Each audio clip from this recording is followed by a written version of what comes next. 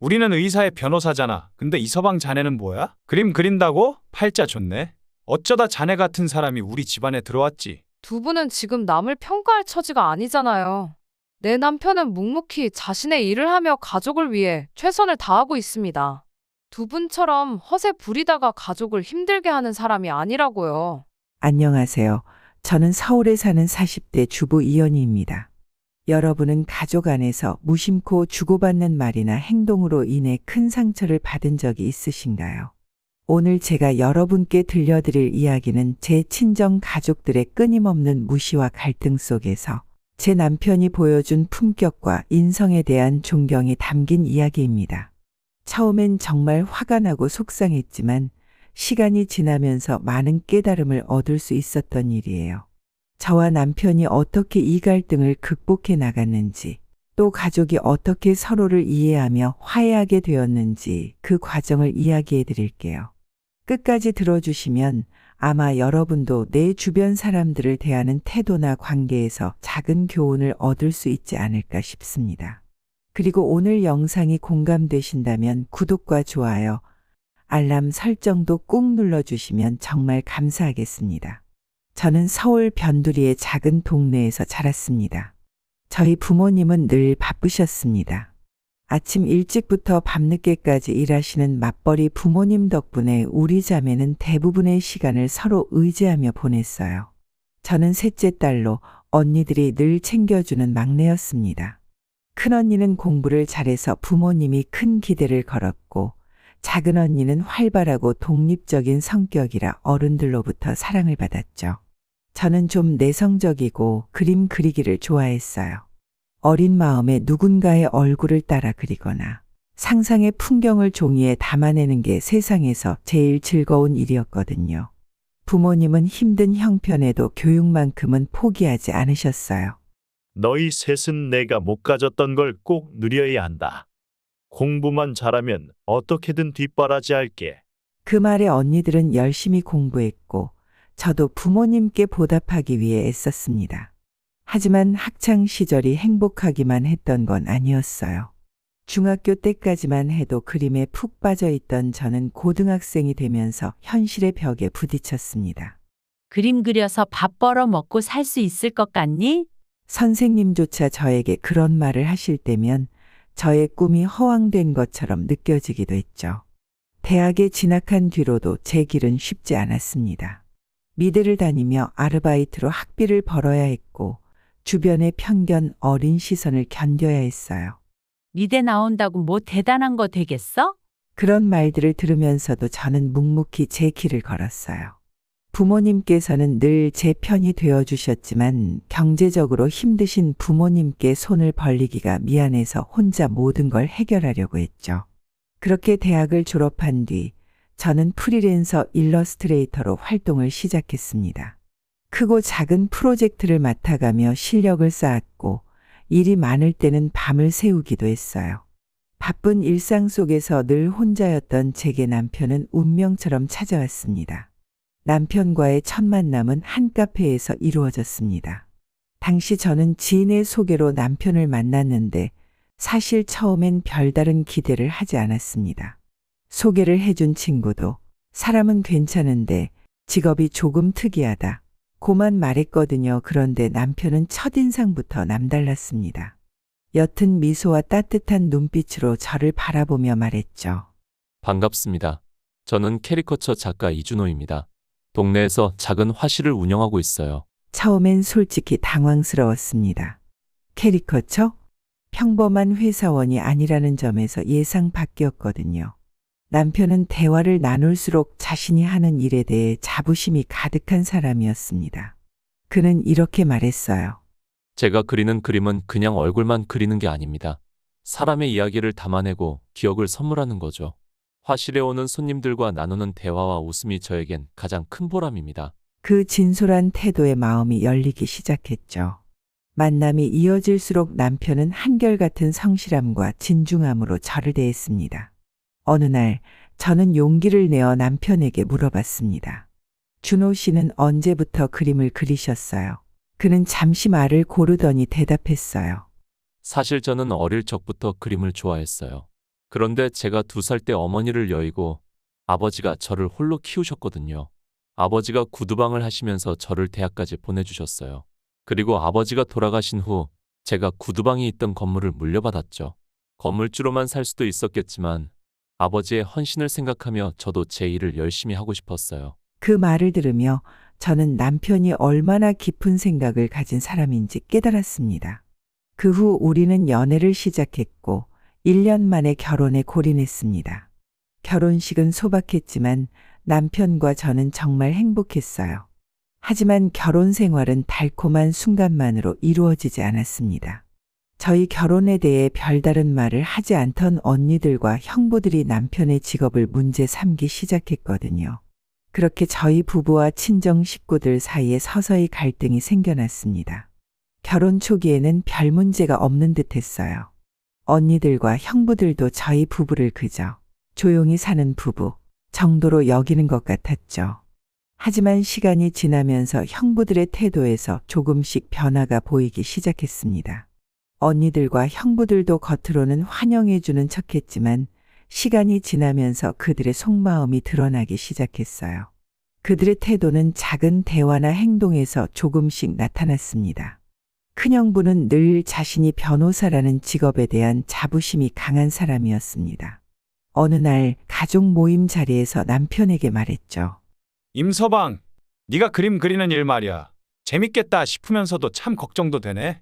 이왕 그림 그리는 거 좀 더 고급스러운 일은 못해? 초상화나 정물화 같은 거 말이야. 캐리커처, 그건 솔직히 길거리에서 하는 거 아닌가? 남편은 그 말을 듣고도 웃으며 대답했어요. 형님, 캐리커처는 사람들에게 즐거움을 주는 예술이에요. 제가 사람들의 특징과 이야기를 담아내는 걸 좋아해서 하는 일이죠. 하지만 큰형부는 그 대답을 듣고 코웃음을 치더군요. 예술이라. 뭐 그런가 보다. 하지만 돈을 제대로 벌어야 아내랑 애도 행복한 거 아냐? 그 순간 저도 정말로 화가 났지만 남편이 제 손을 꼭 잡으며 말없이 고개를 저어 참으라는 신호를 보냈습니다. 작은 형부도 남편을 무시하는 데에 한몫을 했어요. 남편이 아이를 안고 있는 모습을 보며 이렇게 말하더군요.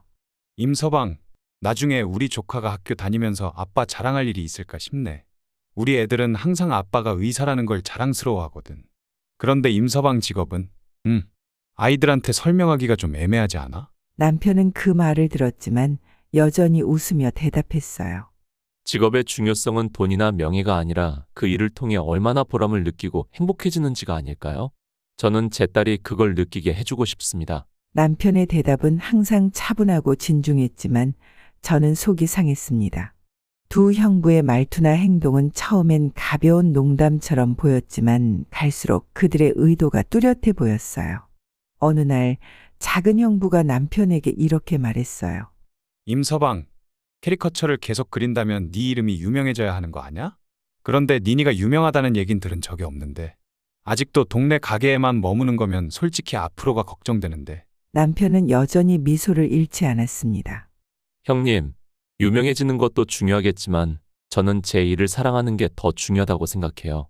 그리고 손님 한 명 한 명에게 최선을 다하는 지금도 만족합니다. 그날 이후로 형부들의 말은 점점 더 대놓고 남편을 깎아내리는 방향으로 바뀌었습니다. 특히 큰형부는 술만 마시면 이렇게 말하곤 했어요. 임서방, 내 생각인데 우리 집안에서 임서방이 제일 가벼운 직업을 가진 것 같아. 뭐 길거리 예술가 같은 거? 예술은 좋지. 하지만 그걸로 집안에 도움이 돼야지. 우리 처가집에서 이렇게 너를 봐주는 것도 대단한 거라니까. 큰형부의 말을 들을 때마다 제 속은 부글부글 끓었습니다. 하지만 남편은 항상 저를 진정시켰어요. 여보, 괜찮아. 내가 무시당한다고 해서 나라는 사람이 변하는 건 아니야. 그저 그분들의 생각이 다른 것뿐이야. 이런 일이 반복되어도 항상 우리 부모님에게 가족끼리 싸우는 모습을 보여드릴 수 없다며 침착하게 행동하는 남편을 존경하지 않을 수 없었습니다. 그러나 한편으로는 쌓여가는 감정을 어쩔 수 없었죠. 그렇게 시간이 지나고 갈등은 더 큰 사건으로 이어졌습니다. 어느 날 친정에서 저녁 식사가 있었습니다. 부모님께서 오랜만에 가족 모두가 모일 수 있도록 자리를 마련하셨죠. 저희 부부도 기쁜 마음으로 참석했습니다. 식사를 마친 뒤 거실에 모여 이야기를 나누는 중 큰형부가 먼저 남편을 향해 말했습니다. 임서방, 내가 궁금한 게 하나 있는데 자네가 그린 그림들 중에 팔려서 큰돈 번 적이 있어? 그러니까 100만 원 이상이라도 받아본 적 있냐는 거지. 남편은 그 질문에도 침착하게 대답했습니다. 형님, 제 그림의 가치는 금전적으로 따질 수 있는 게 아닙니다.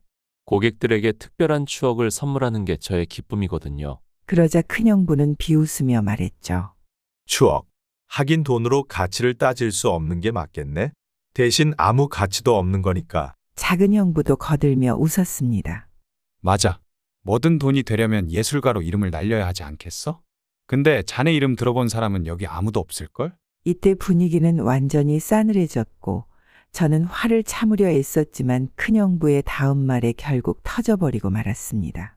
근데 난 진짜 궁금해. 자네 같은 사람이랑 연희가 왜 결혼했을까? 연희는 미대를 나왔으니 예술을 안다고 해도 이런 길거리 예술가랑 살면 좀 부끄럽지 않겠어? 그 말을 듣는 순간 저는 손이 떨리기 시작했습니다. 형부, 지금 그게 무슨 말이에요? 제 남편을 그런 식으로 모욕할 권리가 누구에게 있다고 생각하세요? 큰형부는 조금도 당황하지 않고 말했죠. 아니, 모욕이라니. 사실을 말한 것뿐이야. 우리 집안에서 이 정도로 사돈으로 받아들여 준 것도 감사한 줄 알아야 하지 않겠어? 작은 형부가 거들며 말을 이었습니다. 사실 나도 형님 말에 동의해. 애들이 나중에 커서 아빠가 동네에서 그림 그리는 사람이라고 하면 좀 창피하지 않을까?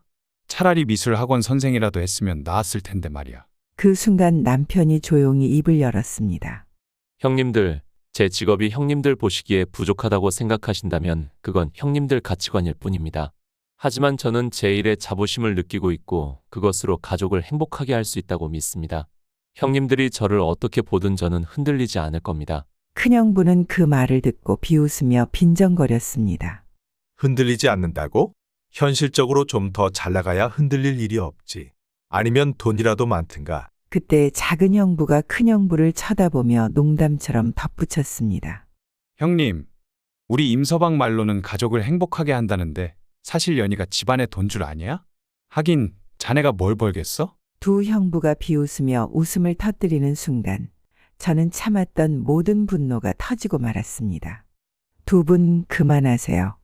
정말 선을 넘으시는군요. 왜 제 남편이 계속 이런 모욕을 참아야 하죠? 두 분은 남의 직업이나 삶의 방식을 무시할 권리가 없어요. 큰형부가 코웃음을 치며 말했죠. 선을 넘다니?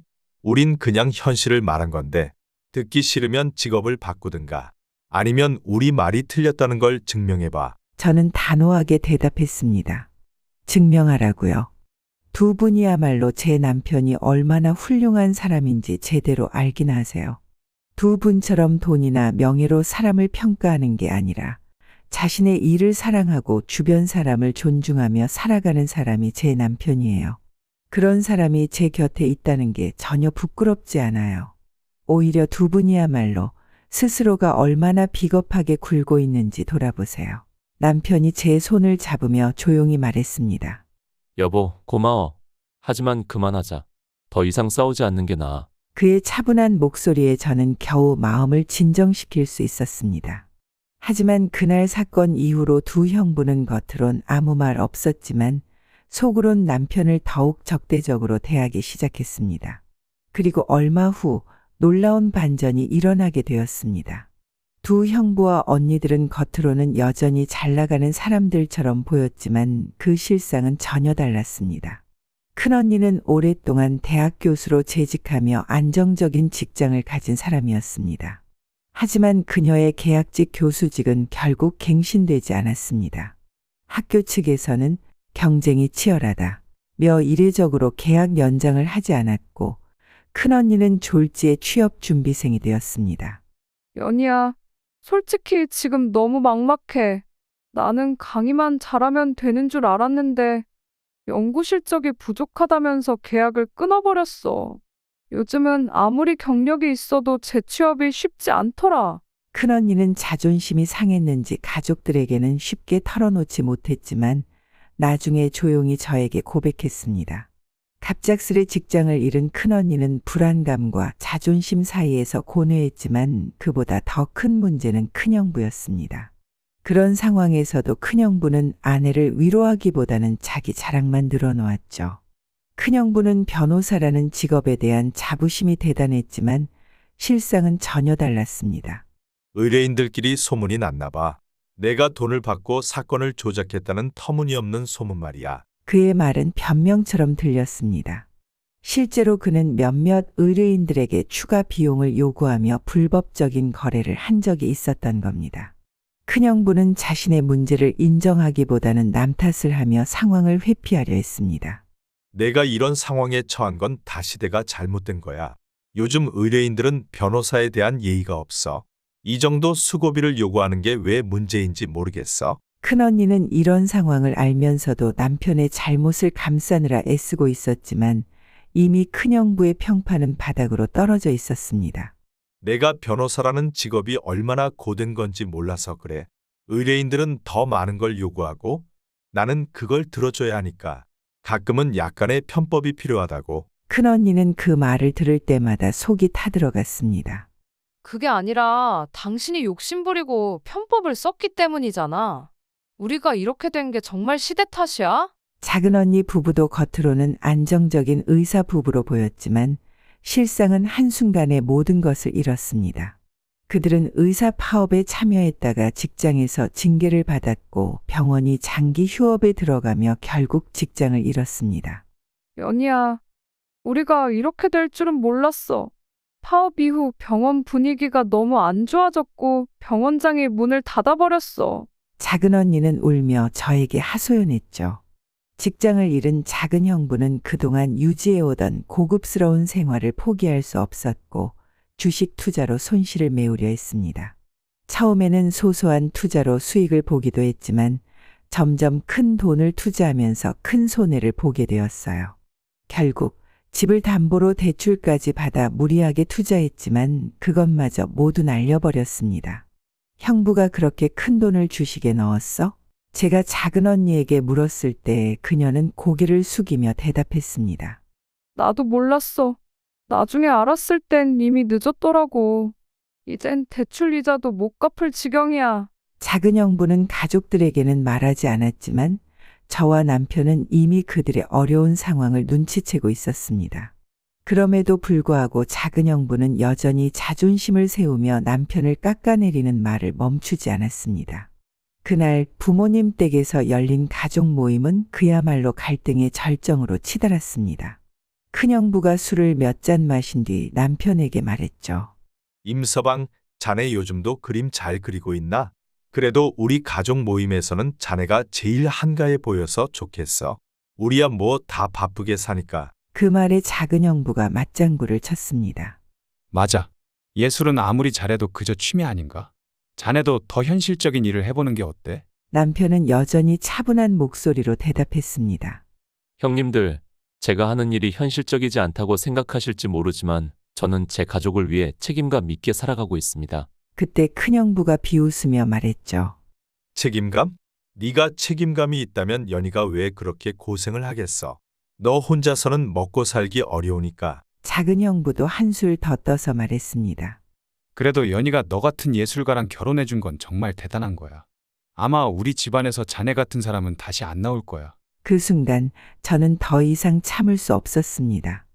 두 분 그만하세요. 제 목소리에 모두가 놀랐고 방 안은 순식간에 조용해졌습니다. 왜 제 남편을 이렇게 모욕하죠? 두 분이나 언니들은 지금 남편을 깎아내릴 처지가 아니잖아요. 큰형부 변호사로서의 신뢰를 잃고 조사를 받으면서도 남을 비판할 자격이 있나요? 작은 형부 가족 몰래 대출받아 주식으로 돈을 날려놓고 남편에게 이런 말을 할 자격이 있냐고요. 언니들과 부모님은 당황하며 말리려 했지만 저는 계속해서 말을 이었습니다. 제 남편은 자기가 좋아하는 일을 사랑하며 가족을 위해 매 순간 최선을 다하고 있어요. 두 분은 그렇게 하고 계신가요? 남을 비난하기 전에 스스로를 돌아보세요. 큰형부와 작은형부는 더 이상 대답하지 못했습니다. 그때 큰언니가 소리쳤어요. 더 이상은 못 버티겠어. 당신 어떻게 사람이 그렇게 하나도 변하지 않아? 지금 당신이 연인에 험담할 때야? 우리 꼴을 봐. 아직도 모르겠어? 열심히 노력해서 다시 일어설 생각을 해야지. 아직도 남 무시나 하고 있고 대체 뭐 하는 거야? 더 이상은 당신이랑 못 살겠어. 큰 언니는 결국 이혼을 결심했습니다. 연희야, 정말 미안하다. 내가 이때까지 저 입 말리지 못해서 정말 미안해. 나도 이제야 알겠어. 사람의 진짜 가치는 겉으로 보이는 지위나 돈이 아니더라. 너희 부부를 보면서 진정한 행복이 뭔지 깨닫고 있어. 큰언니의 이혼은 빠르게 진행됐어요. 큰언니는 부모님 댁으로 들어와 조용히 프리랜서 교수직을 준비하기 시작했습니다. 큰형부는 이혼 이후로 점점 고립되었고 결국 변호사 자격을 박탈당하며 사회적으로도 몰락했습니다. 작은 언니는 남편의 주식 투자 실패로 큰 충격을 받았지만 가정을 지키고자 했습니다. 연희야, 솔직히 이혼할까도 고민했어. 하지만 애들 생각하면 도저히 그럴 수가 없더라. 작은 형부는 언니와의 대화 끝에 스스로의 잘못을 인정했습니다. 그는 남편을 찾아와 조용히 사과의 뜻을 밝혔습니다. 임서방, 내가 그동안 정말 미안했네. 사실은 내가 자격지심에 그랬던 것 같아. 너는 항상 너답게 사는 사람이었는데 나는 그것조차 부러웠던 모양이야. 남편은 그의 진심 어린 사과를 받아들였고 작은 형부가 빚을 청산할 수 있도록 일부 경제적 도움을 주기로 했습니다. 저는 작은 형님과 작은 처형 그리고 아이들이 다시 일어설 수 있길 바랍니다. 제게 모아둔 돈이 조금 있으니 도움을 드리고 싶어요. 이건 가족으로서의 작은 도움일 뿐이에요. 작은 언니와 형부는 남편이 도움을 준다고 하니 조금 놀란 듯 했어요. 특히 형부는 캐리커처나 그리는 남편이 무슨 돈이 있는지 눈이 휘둥그레져서 말했어요. 아니, 자네가 무슨 돈이 있다고 그래. 열심히 그림 그려본 돈 아닌가? 그 돈을 받을 순 없어. 사실 남편에게는 그들이 전혀 알지 못했던 중요한 비밀이 있었습니다. 남편은 강남 한복판의 5층짜리 빌딩을 소유하고 있었던 겁니다. 그 사실을 저조차 결혼 후 꽤 오랜 시간이 지나서야 알게 되었습니다. 그이가 일부러 자랑하거나 드러내지 않았기 때문이죠. 여보, 난 이 건물이 내가 사랑하는 화실을 유지할 수 있게 해주는 도구일 뿐이라고 생각해. 그 이상의 의미를 두고 싶지 않아. 남편의 이런 태도를 존경했기에 저도 굳이 가족들에게 알리지는 않았습니다. 남편이 이 사실을 말하자 가족들은 모두 놀라 입을 다물지 못했습니다. 작은 언니와 형부는 당황한 얼굴로 말했죠. 뭐라고? 5층짜리 빌딩이라니 그게 사실이야? 말도 안 돼. 그런 얘긴 들어본 적이 없는데. 남편은 여전히 침착한 목소리로 대답했습니다. 맞습니다. 제 아버지께서 저를 위해 물려주신 건물입니다. 그 건물 덕분에 저는 제가 사랑하는 화실을 운영할 수 있었고 제 가족도 책임질 수 있었습니다. 하지만 저는 그게 저희 정체성을 정의한다고 생각하지 않습니다. 제가 가진 가장 중요한 자산은 제 직업에 대한 자부심과 제 가족입니다. 가족들은 완전히 얼어붙었고 작은 언니네는 한동안 아무 말도 하지 못했습니다. 남편은 작은 형부에게 엄격한 조건을 제시했습니다. 이 돈은 조카들을 위한 것입니다. 더 이상 무리한 투자나 무책임한 행동은 하지 말아주세요. 그렇지 않으면 저는 2번 다시 도울 수 없을 겁니다. 작은 형부는 고개를 숙이며 끄덕였어요. 작은 언니는 눈물을 흘리며 말했습니다. 연희야, 나 정말 부끄러워. 내가 우리 가족을 위해 그렇게 많은 걸 참아왔는데 우리는 오히려 내 남편을 비난하기만 했어. 작은 형부도 미안한 얼굴로 입을 뗐습니다. 임서방, 내가 진심으로 미안하네. 자네가 그렇게 성공한 사람일 줄 몰랐어. 남편은 작은 형부의 말을 가로막으며 단호하게 말했습니다. 형님, 성공이라는 기준은 사람마다 다릅니다. 저는 지금껏 제 직업과 제 삶을 사랑하며 살아왔고 그걸로 충분했습니다. 이제 형님들도 다른 사람을 평가하기 전에 그 사람의 삶을 있는 그대로 존중해 주셨으면 좋겠습니다. 그날 이후로 가족들의 태도는 확연히 달라졌습니다. 남편에게 더 이상 비난이나 조롱을 하지 않았고 오히려 진심으로 사과했습니다. 폭풍 같은 사건이 지나가고 우리 가족은 다시 안정을 찾았어요. 이혼 후 부모님 댁으로 들어와 한동안 마음을 추스르는 시간을 가졌던 큰언니는 프리랜서라는 직업을 시작하는데 큰 두려움을 가졌었어요. 늘 안정적인 직장을 다녔던 그녀에게 프리랜서로 시작하는 건 큰 도전이었죠. 연희야, 처음엔 내가 프리랜서로 일할 수 있을지 자신이 없었어.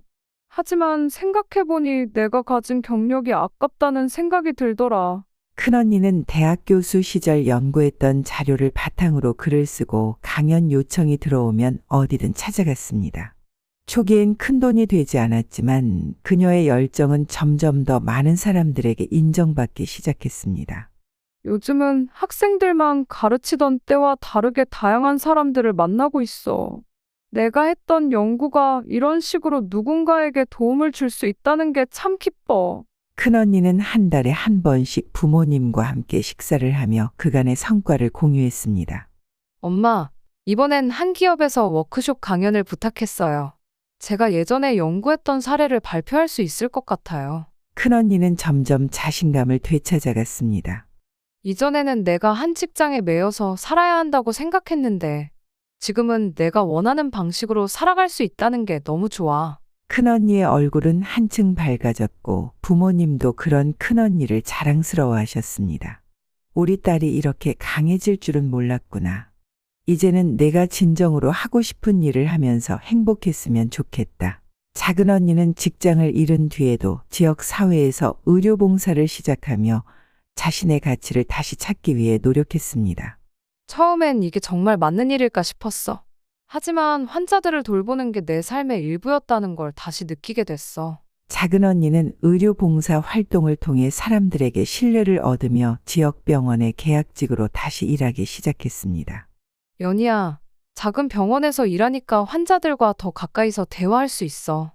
예전엔 바쁘게만 살았는데 지금은 사람들에게 더 많은 걸 주고 있다는 생각이 들어. 작은 형부 역시 새로운 직업을 구하며 바쁘게 움직였습니다. 이번엔 나도 초심으로 돌아가기로 했어.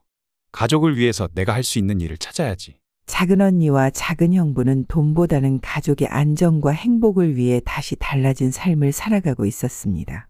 그들은 아이들에게도 검소한 생활 속에서 소소한 행복을 누리는 법을 가르쳤습니다. 삼촌, 엄마랑 아빠가 요즘 우리랑 공원에서 시간을 자주 보내줘요. 전보다 훨씬 행복해요. 조카들의 맑은 웃음은 작은 언니와 작은 형부가 올바른 길을 찾고 있다는 증거였습니다. 이후 가족들은 서로를 더 깊이 이해하며 새로운 관계를 만들어갔습니다. 남편은 여전히 화실을 운영하며 조카들에게 그림을 가르쳐주곤 했습니다. 삼촌, 제가 이번에 그림 대회에서 상 받았어요. 이번 일을 통해 가족은 서로의 약점을 보완하고 힘들 때 손을 내밀어주는 존재라는 걸 다시금 깨달았습니다. 그리고 진정한 성공은 돈이나 지위가 아니라 삶에 대한 태도와 가족을 지키려는 책임감에서 온다는 것도 알게 되었죠. 우리 가족이 이제야 진정한 의미의 행복을 찾은 것처럼 여러분도 이 이야기를 통해 작은 위로와 교훈을 얻으셨길 바랍니다. 여러분의 생각도 댓글로 남겨주시고 구독과 좋아요도 꼭 눌러주세요. 감사합니다.